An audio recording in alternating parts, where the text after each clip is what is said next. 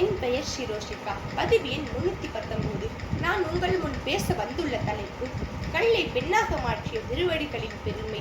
அசுரர்களும் தேவர்களும் பார்க்கடலை கடையும் போது அதுல பல்லாயிரக்கணக்கான விசேஷ பொருட்களும் பல உயிரினங்களும் தோன்றின. அதில் ஒன்றுதான் அகலிகை. அகலிகை மிகவும் அழகானவள்.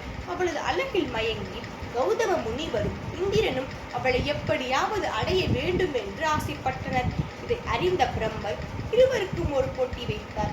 யார் முதலில் இருமுகமுடைய பசுவை கண்டறிந்து சாட்சியுடன் நிரூபிக்கிறாரோ அவருக்கே அகலிகை என்று கூறினார்.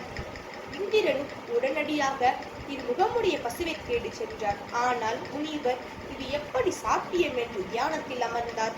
அப்பொழுது அந்த வழியில் வந்த நாரதர் என்ன நடந்தது என்று கேட்டார். முனிவர் நடந்த அனைத்தையும் அவரிடம் கூறினார். இருவரும் சேர்ந்து இருமுகமுடைய பசுவை தேடி சென்றனர். எங்கே தேடியும் கிடைக்கவில்லை. அப்பொழுது ஒரு இடத்தில் ஒரு பசு தன் கன்றை ஈன்றதை முனிவர் பார்த்தார். இதை உடனடியாக பிரம்மனிடம் எடுத்துச் சென்று இதோ நான் இருமுகமுடைய பசுவை கண்டறிந்து விட்டேன் என்று கூறினார். பிரம்மரும் அகலியை முனிவருக்கே மனமுடித்து வைத்தார். சிறிது நேரம் கழித்து இந்திரன் வந்தார். அகலியை முனிவர் மனமுடிந்ததை கண்டு மிகவும் கோபமடைந்தார். எப்படியாவது இந்த அகலியை தனக்கே சொந்தமாக வேண்டும் என்று சந்திரனின் உதவியுடன் 1 மணி நேரத்திற்கு முன்னதாகவே சேவல் கூவும்படி அமைத்தார். முனிவரும் பொழுது விடிந்து விட்டது என்று எண்ணி கங்கைக்கு சென்றார். இந்திரன் முனிவரின் வேடத்தில் அகலியின் வீட்டிற்கு நுழைந்தார். முனிவரும் சிறிது நேரம் சென்று இன்னும் விடியவில்லையே என்று எண்ணி ஏதோ தவறு நடந்திருக்கிறது என்று மீண்டும் வீட்டிற்கே வந்தார். அங்கு இருவரும் இருப்பதை கண்டு மிகவும் கோபமடைந்தார் முனிவர்.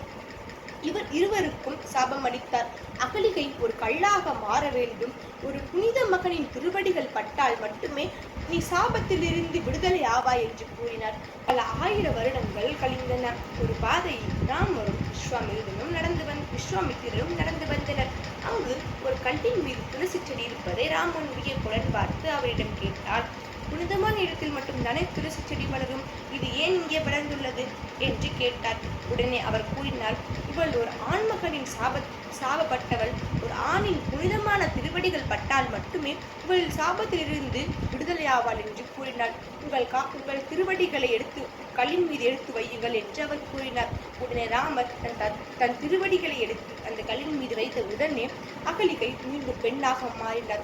ராமனின் திருவடிகளால் மட்டுமே என் சாபம் நீங்கியது என்று மிகவும் மகிழ்ச்சி அடைந்தார். இதுவே கல்லை பெண்ணாக மாற்றிய திருவடிகளின் பெருமையாகும். அனைவருக்கும் நன்றி. ஸ்ரீ ராம ஜெயம்.